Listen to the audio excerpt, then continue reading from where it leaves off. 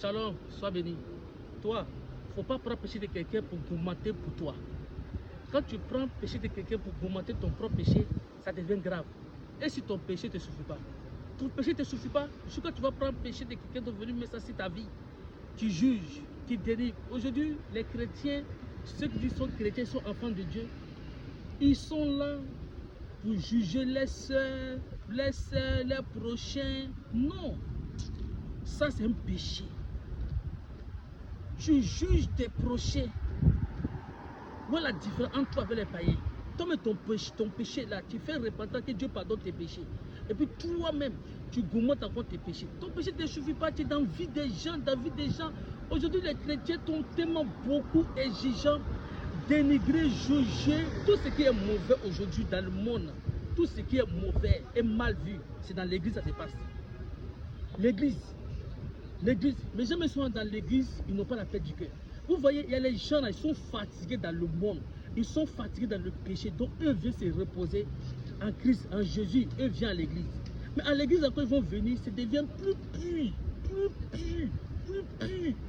Bien aimé, tout ce qu'on fait, Dieu voit et tout écrit. La vérité, Dieu note. Mensonge, Dieu note. La haine, Dieu note. L'orgueil, Dieu note. Tout ce qu'on fait du mal, Dieu note. On paye.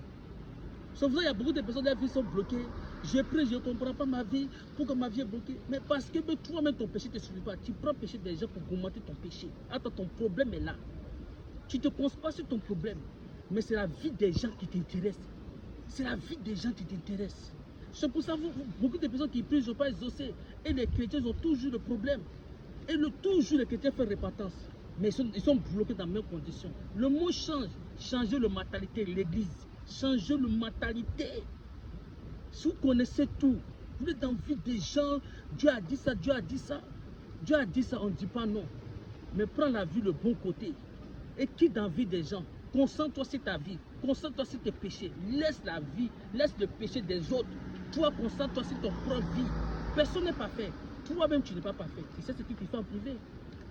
Faut être sage. Faut être sage. Faut être sage. Arrêtez de vous faire remarquer toujours dans le mauvais sens, surtout l'église. L'église est devenue pure. On dirait qu'on cherche le diable, on doit là à l'église, on va aller trouver le diable sont là-bas. Si on sait quelqu'un même pour vouloir juger, va à l'église. C'est là-bas tout se retrouve. Tout ce qui est mauvais aujourd'hui, ça ne se retrouve plus dans le monde. Ça se retrouve dans l'église. Même les gens du monde, même ils sont solidaires, ils sont tranquilles, ils sont en paix. Ils ne sont pas dans cette vie de jugement, mais c'est à l'église.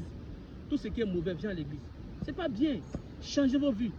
La Bible dit quoi? Jésus dit quoi? Avant que tu enlèves la paille dans les yeux de ton frère, toi-même enlève la paille qui est dans tes yeux. Ton péché est là, tu ne te concentres pas sur tes péchés, mais c'est le péché des autres, c'est la vie des autres qui t'intéresse. Tu gourmandes tes péchés jour et nuit et tu fais des repentances. Que Dieu te pardonne.